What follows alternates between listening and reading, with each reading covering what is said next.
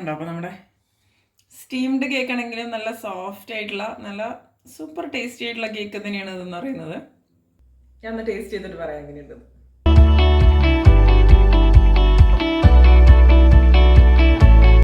Hi, ഇന്ന് നമുക്ക് Christmas special ആയിട്ട് ഒരു ചോക്ലേറ്റ് കേക്ക് തയ്യാറാക്കിയല്ലോ. ഈ ഒരു കേക്കിന്റെ പ്രത്യേകത എന്ന് പറയുന്നത് ഇത് സ്റ്റീം ചെയ്തിട്ടാണ് തയ്യാറാക്കി എടുക്കുന്നത്. അപ്പോൾ ഓവന്റെ ആവശ്യമില്ല, അതുപോലെ ബേക്ക് ചെയ്തെടുക്കേണ്ട ആവശ്യം ഒന്നും തന്നെ ഇല്ല കേട്ടോ. വളരെ എളുപ്പത്തിൽ നമുക്കിത് തയ്യാറാക്കി എടുക്കാവുന്നതേ ഉള്ളൂ.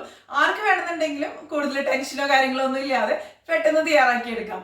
അപ്പൊ നമുക്കിത് എങ്ങനെയാ തയ്യാറാക്കാന്ന് നോക്കിയാലോ. അപ്പൊ ആദ്യം തന്നെ നമുക്ക് ഇതിന് വേണ്ടിയിട്ടുള്ള ബേക്കിംഗ് ടിൻ അതായത് റെഡിയാക്കി വെക്കാം. അതായത് കേക്ക് ടിൻ ഇട്ടാ ഞാൻ ഇതിന് വേണ്ടിയിട്ട് എടുത്തിരിക്കുന്നത് ഇതുപോലൊരു കേക്ക് ടിന്നാണ്. 6 ഇഞ്ചിന്റെ കേക്ക് ടിന്നാണ് ഞാൻ ഇതിന് വേണ്ടിയിട്ട് എടുത്തിരിക്കുന്നത്. ഇതിന്റെ ഹൈറ്റ് എന്ന് പറയുന്നത് 2.5 ഇഞ്ച് കേട്ടോ. ഓക്കെ, അപ്പോൾ ഞാൻ ഇതിൽ കുറച്ച് ബട്ടർ ഒന്ന് അപ്ലൈ ചെയ്ത് കൊടുത്തിട്ടുണ്ട്. ബട്ടർ അല്ലെങ്കിൽ എണ്ണയാണെങ്കിലും കുഴപ്പമൊന്നുമില്ല. പിന്നെ ഇതുപോലെ കട്ട് ചെയ്തൊരു ബട്ടർ പേപ്പർ ഇതിൻ്റെ താഴെ നമുക്ക് ഇട്ട് കൊടുക്കാം. ഇപ്പോൾ ബട്ടർ പേപ്പർ ഇതുപോലെ വെക്കണമെന്ന് നിർബന്ധമൊന്നുമില്ല. അല്ലാന്നുണ്ടെങ്കിൽ കുറച്ച് മൈദ എടുത്തിട്ടൊന്ന് ഡസ്റ്റ് ചെയ്താലും മതി. എങ്ങനെയാണെങ്കിലും പ്രശ്നമൊന്നുമില്ല. ഇത് ഒട്ടിപ്പിടിക്കാതിരിക്കണം, അത്രേ തന്നെയുള്ളൂ. പിന്നെ ഇതിൻ്റെ വശങ്ങളിലും ഞാൻ ഇതുപോലെ ബട്ടർ പേപ്പർ വെച്ച് കൊടുക്കുകയാണ്. അപ്പോൾ കണ്ടില്ലേ, നമ്മുടെ കേക്ക് ടിൻ റെഡി ആയിട്ടുണ്ട്. ഇനി നമുക്ക് മാറ്റി വയ്ക്കാം. ഇനി ഇതിന് വേണ്ട കേക്ക് ബാറ്റർ നമുക്ക് തയ്യാറാക്കാം. ഞാനിവിടെ ഒരു പാത്രം എടുത്തിട്ടുണ്ട്. ഇതിലേക്ക് നമുക്കൊരു അരിപ്പ വെച്ച് കൊടുക്കാം. ഇനി ഇതിലേക്ക് ഞാൻ 1 കപ്പ് അളവിൽ മൈദയാണ് ഇട്ട് കൊടുക്കുന്നത്. അതായത് 250 ml കപ്പിൽ 1 കപ്പ് അളവിൽ മൈദ. പിന്നെ ഇതിലേക്ക് പഞ്ചസാര പൊടിച്ചത് ചേർത്ത് കൊടുക്കുക. 3/4 കപ്പ് പഞ്ചസാര എടുത്തിട്ട് മിക്സിയിലിട്ടിട്ട് പൊടിച്ചെടുത്തതാണ് കേട്ടത്. അപ്പോൾ എന്തെങ്കിലും കട്ടകളൊക്കെ ഉണ്ടെങ്കിൽ പോകാൻ വേണ്ടിയിട്ടാണ് നമ്മളിതുപോലെ അരിച്ചെടുക്കുന്നത്. അതുപോലെ അരിച്ചെടുക്കുമ്പോൾ കേക്ക് ഒന്നും കൂടി നല്ല സോഫ്റ്റ് ആയിട്ട് തന്നെ മാറും. ഇനി ഇതിലേക്ക് നമുക്കൊരു 1/3 കപ്പ് കൊക്കോ പൗഡർ ചേർത്ത് കൊടുക്കാം. ഇതിപ്പോൾ അൺസ്വീറ്റൻ കൊക്കോ പൗഡറാണ് ഞാൻ ഇതിന് വേണ്ടിയിട്ട് എടുക്കുന്നത്. ഞാനിപ്പോൾ ഹെർഷീസിൻ്റെ കൊക്കോ പൗഡറാണ് എടുത്തിരിക്കുന്നത്. ഏത് ബ്രാൻഡ് വേണമെങ്കിലും നമുക്ക് ഉപയോഗിക്കാം. പക്ഷേ നല്ല ബ്രാൻഡ് ആണെങ്കിലാണ് ടേസ്റ്റ് വൈസ് നന്നായിട്ട് വരിക. ഇതിലേക്ക് നമുക്ക് 1/2 ടീസ്പൂൺ അളവിൽ ബേക്കിംഗ് പൗഡർ ചേർത്ത് കൊടുക്കാം. പിന്നെ നമുക്കിതിലേക്ക് ചേർക്കേണ്ടത് 1/4 ടീസ്പൂൺ അളവിൽ ബേക്കിംഗ് സോഡയാണ്. 1/4 ടീസ്പൂൺ അളവിൽ ഉപ്പ് ചേർത്ത് കൊടുക്കുക ഇതിലേക്ക്. ഇനി ഡ്രൈ ഇൻഗ്രീഡിയൻസ് എല്ലാം കൂടി നമുക്ക് ഇതുപോലെ ഒന്ന് അരിച്ചെടുക്കാം. 2-3 പ്രാവശ്യം വേണമെങ്കിൽ നമുക്ക് അരിച്ചെടുക്കാം കേട്ടോ. ഞാനിപ്പോൾ 1 പ്രാവശ്യം തന്നെ ചെയ്യണുള്ളൂ. കട്ടകളൊക്കെ പോലൊക്കെ എടുക്കണത് ഇതുപോലെ ഒന്ന് ആക്കിയെടുക്കാം. പഞ്ചസാരയ്ക്ക് നമ്മൾ പൊടിച്ചെടുക്കുമ്പോൾ കട്ടകളൊക്കെ വരുമല്ലോ. എന്തെങ്കിലും കട്ടകളുണ്ടെങ്കിൽ അത് മാറ്റിക്കളയാം. ഇനി ഇതിലേക്ക് നമുക്ക് വെറ്റ് ഇൻഗ്രീഡിയൻസ് ചേർത്ത് കൊടുക്കാം. 1/2 ടീസ്പൂൺ അളവിൽ വാനില എസൻസ് ഒഴിച്ചു കൊടുക്കാം.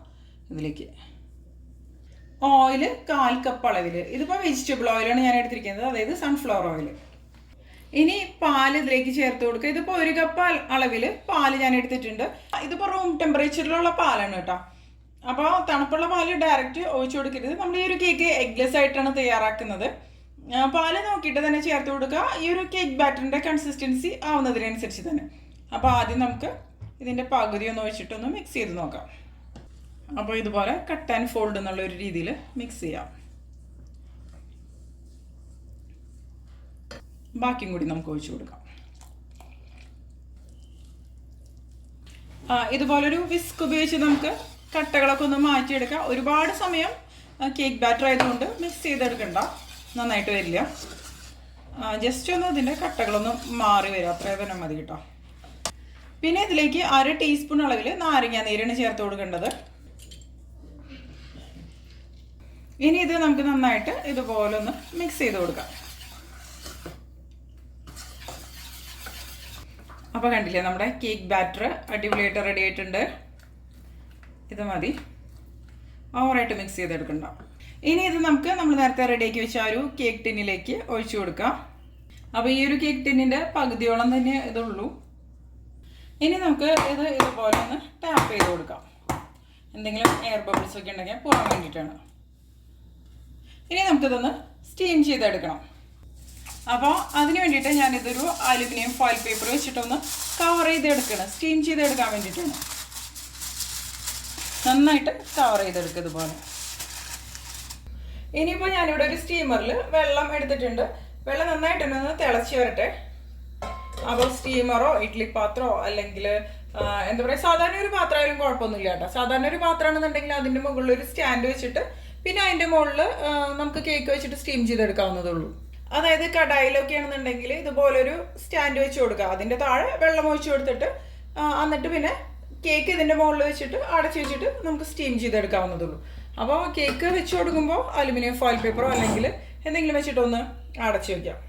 ഇനി നമുക്ക് ഇതിൻ്റെ മുകളിലേക്ക് കേക്കിൻ്റെ ആ ഒരു ബാറ്റർ വെച്ച് കൊടുക്കാം, വെള്ളം നന്നായിട്ട് തിളച്ചതിന് ശേഷം.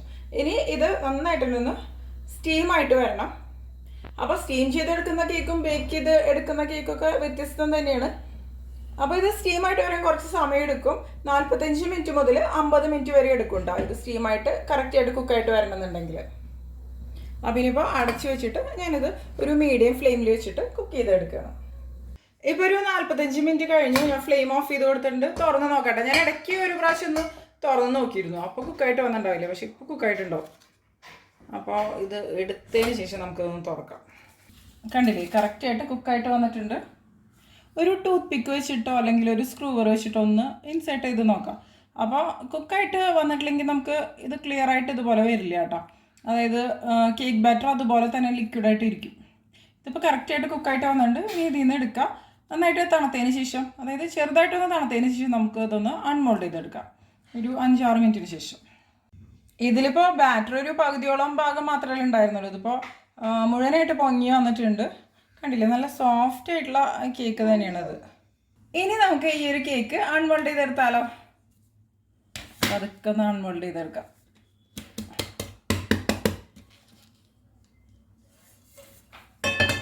കണ്ടില്ലേ, അടിപൊളിയായിട്ട് തന്നെ വന്നിട്ടുണ്ട്.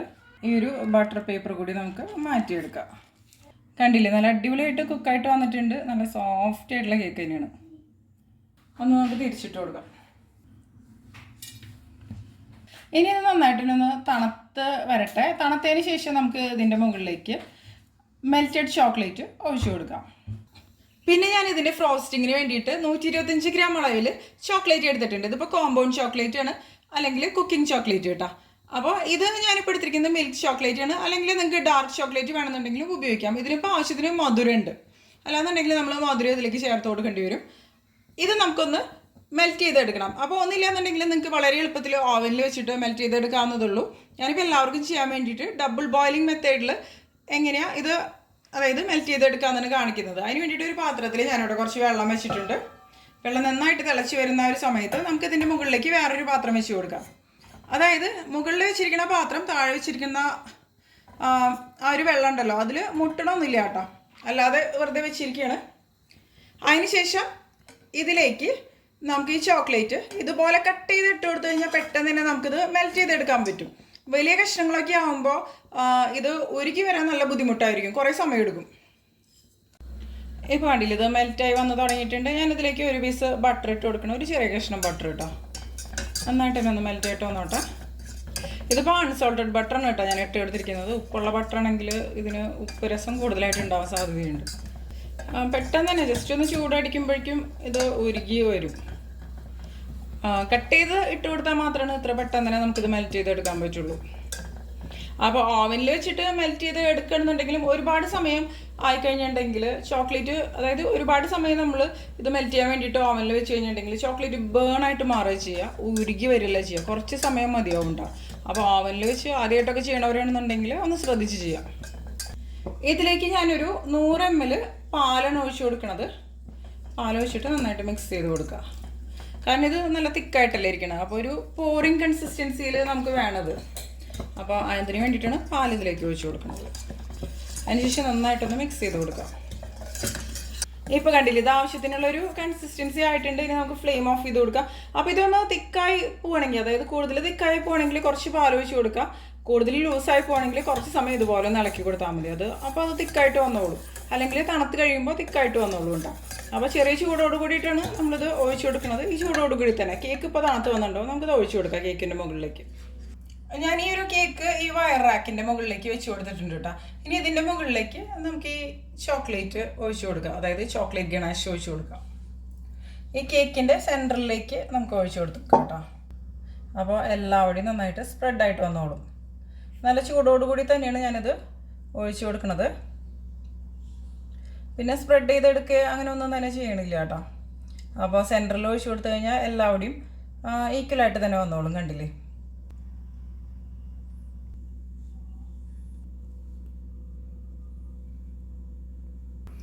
അപ്പോൾ നിങ്ങൾക്ക് ഇതിൻ്റെ വശങ്ങളിൽ കവർ ചെയ്തെടുക്കണമെങ്കിൽ അങ്ങനെ എടുക്കാം, അല്ലാതെ കവർ ചെയ്ത് എടുക്കാതെ വേണമെന്നുണ്ടെങ്കിൽ, അതായത് കുറച്ച് ഇങ്ങനെ ഡ്രോപ്സ് പോലെ അങ്ങനെ വേണമെന്നുണ്ടെങ്കിൽ അങ്ങനെയും ചെയ്തെടുക്കാം കേട്ടോ. അപ്പോൾ എക്സസ് ആയിട്ടുള്ളതൊക്കെ ഇതിൻ്റെ താഴേക്ക് പോയിക്കോളും നമ്മളിതുപോലെ വയർ റാക്കിൽ വെച്ച് കൊടുക്കുന്ന സമയത്ത്. ഇനി ഇതൊന്ന് ചെറുതായിട്ട് തണുത്തതിന് ശേഷം നമുക്കിത് ഫ്രിഡ്ജിൽ വെച്ചിട്ട് നന്നായിട്ടൊന്ന് സെറ്റ് ചെയ്ത് എടുക്കാം കേട്ടോ. ഇപ്പോൾ നമ്മുടെ കേക്ക് അടിപൊളിയായിട്ട് സെറ്റായിട്ട് വന്നിട്ടുണ്ട് കേട്ടോ. ഇതിൻ്റെ മുകളിൽ ഞാൻ കുറച്ച് ചെറി വെച്ച് കൊടുക്കണം. അപ്പം വേണമെന്നുണ്ടെങ്കിൽ മതി, അല്ലെങ്കിൽ വെക്കേണ്ട ആവശ്യമൊന്നുമില്ല. അപ്പോൾ ഇത് കറക്റ്റായിട്ട് സെറ്റായിട്ട് വന്നിട്ടില്ല. കറക്റ്റായിട്ട് സെറ്റായതിന് ശേഷം മാത്രം കട്ട് ചെയ്യുക. അപ്പോൾ ഇത് പകുതി സെറ്റായ സമയത്താണ് ഞാൻ ഈ ചെറി ഇതിൻ്റെ മുകളിലേക്ക് വെച്ച് കൊടുത്തിരിക്കുന്നത്.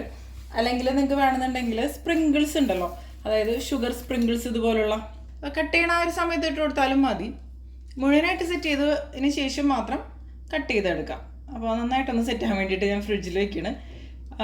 എന്തായാലും കുറച്ച് സമയം സെറ്റ് ചെയ്താൽ തന്നെയാണ് ഇത് കറക്റ്റായിട്ട് വരുള്ളൂ. അതിന് ശേഷം നമുക്ക് കട്ട് ചെയ്യാം.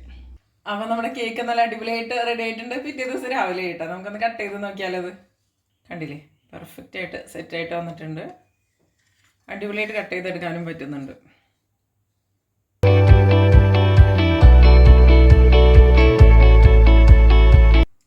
കണ്ടോ, അപ്പോൾ നമ്മുടെ സ്റ്റീംഡ് കേക്ക് ആണെങ്കിലും നല്ല സോഫ്റ്റ് ആയിട്ടുള്ള നല്ല സൂപ്പർ ടേസ്റ്റി ആയിട്ടുള്ള കേക്ക് തന്നെയാണ് ഇതെന്ന് പറയുന്നത്.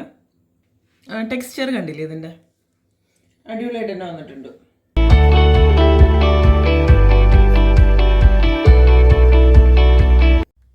അപ്പോൾ നമ്മുടെ നല്ല സൂപ്പർ ടേസ്റ്റി ആയിട്ടുള്ള സ്റ്റീംഡ് കേക്ക് റെഡി ആയിട്ടുണ്ട്. നമുക്കൊന്ന് ടേസ്റ്റ് ചെയ്ത് നോക്കിയാലോ. കണ്ടില്ലേ ഇതിൻ്റെ ടെക്സ്ചർ കണ്ടോ, നല്ല അടിപൊളിയായിട്ട് തന്നെ വന്നിട്ടുണ്ട്. നല്ല സോഫ്റ്റ് ആയിട്ടുള്ള കേക്ക് തന്നെയാണ് ഇതെന്ന് പറയുന്നത്. ഞാൻ ഒന്ന് ടേസ്റ്റ് ചെയ്തിട്ട് പറയാം എങ്ങനെയുണ്ട്.